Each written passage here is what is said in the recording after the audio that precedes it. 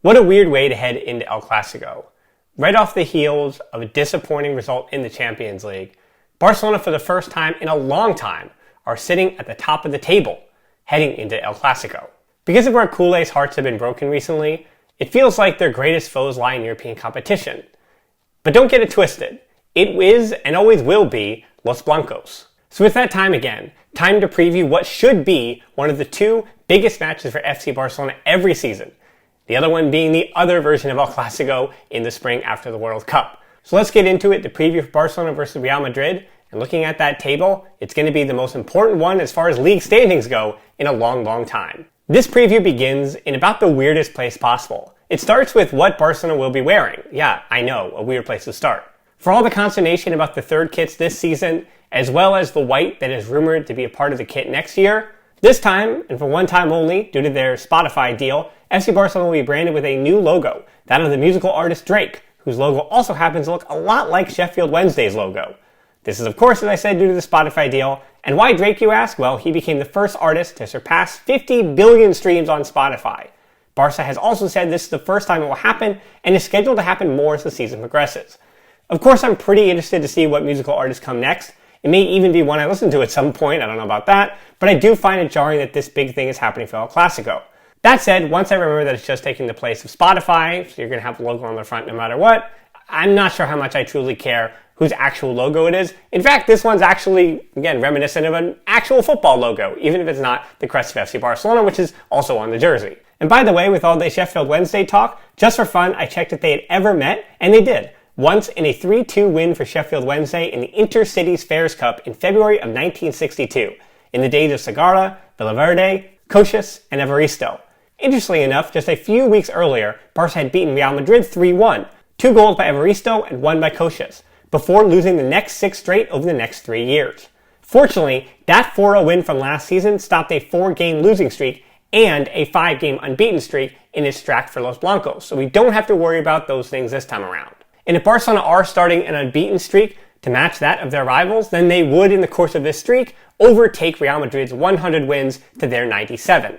As far as goals in the competition, it's 415 for Madrid, and it's 408 for Barcelona.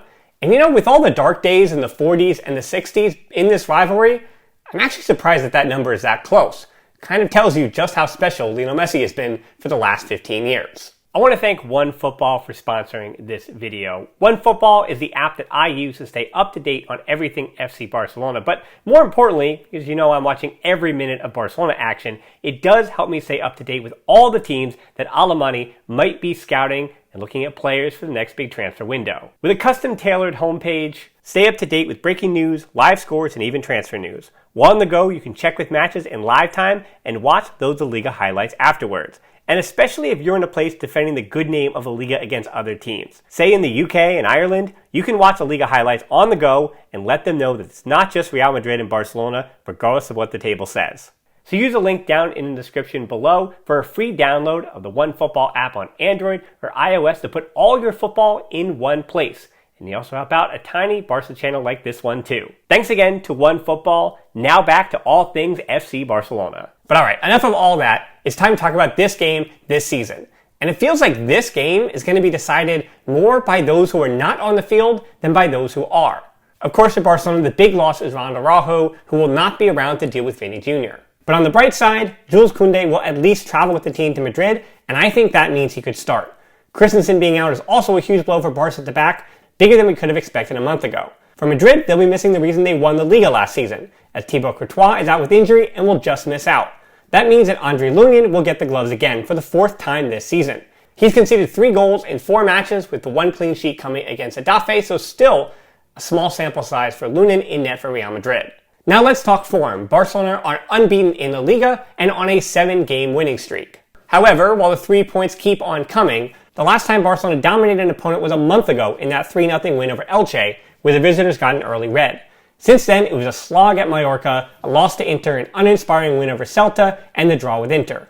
While it seems like Barca are limping into El Clásico, Real Madrid, as usual, haven't been much better, but they're also getting all the results they need. They snuck by Atletico Madrid 2-1 a month ago, came back from the international break by dropping points against a frisky Osasuna side, handled Shakhtar Donetsk 2-1, and then drew 1-1 the last time out, with a rather dull 1-0 win over Getafe, where they scored an early set-piece goal right in the middle there. So no, while Barcelona have not been getting results in the Liga in aesthetically pleasing ways, neither have Real Madrid. The big difference between the two, of course, is that Real Madrid, as bad as they may be in the Liga, not only do they get to results there, but they also get results in European competition. As I said, last season Real Madrid were led to the Liga title through their goalkeeper Thibaut Courtois, who just helped them get point after point after point with his hands. But it wasn't just him. He didn't do it alone. I'd say that Karim Benzema, Vini Jr., Luka Modric, and Fede Valverde rounded out their top 5 in terms of who helped them capture the double. This season is a little different because Benzema started the year with an injury and hasn't been back to his best yet, despite the 3 goals. Vini Jr. with 5 goals and 2 assists is a star now and should be treated as such. Rodrigo is having his best season as a 21-year-old, and the midfield addition of Tchouaméni is quite devastating after the high praise I gave him. He's getting more and more confident every game, and between Tchouaméni, Camavinga, Kroos, Valverde, and Modric, Madrid now feels like they have the midfield advantage. Though they do still struggle to control matches without Kroos and Modric, who in turn do give up counterattacks a bit easier. Along the back line, the fullbacks do leave something to be desired outside of left-back Ferland Mendy, but like Barca when they were healthy, the versatility of the center-backs and depth at that position through Eder Militao, David Alaba, Antonio Rudiger, who has been very hot and cold this season, and Nacho Fernandez, those 4 are enough to cover anywhere. Dani Carvajal and Lucas Vazquez are also around at right back, and if I'm Xavi, that is the one area of the field I'm looking to exploit. And fortunately, and there's a little shade at Xavi, because Barcelona so dogmatically have to take their attacks down the wings, I do expect this match to be decided on the wings, very much like the first El Clásico was in the preseason when Ronald Araujo shut down Vini Jr. and it was Rafinha who got the goal. Against Shakhtar, Carlo Ancelotti got to rotate quite a bit. Vini Jr., Modric, Carvajal, Militao, and Alaba all getting a break by starting on the bench. And so I think Ancelotti goes with his best 11 against Barca, which I think means Vini Jr., Benzema, and Rodrigo up top, Modric, Valverde, and Tchouaméni in the midfield, and Mendy, Alaba, Militao, and I think Carvajal with Lunin in net. For Barca, I'm doubling down on who I thought should have started against Inter Milan. I know I just spent a few days trashing Gerard Piqué, and I'm looking at that Inter Milan game, we absolutely should. Same thing with Busquets, but I cannot bring myself to find a way to put Frankie de Jong in Sergio Busquets' starting role in this game. Frankie de Jong, you lose so much defensively with him on the field. He just doesn't win enough tackles in the center of the pitch to give him a start in El Clásico. If you're going to do that, he's going to have to improve upon that. And that's going to have to come in being in that position for a longer amount of time, something that Xavi has not yet done. Against Real Madrid, I don't want to see that experiment.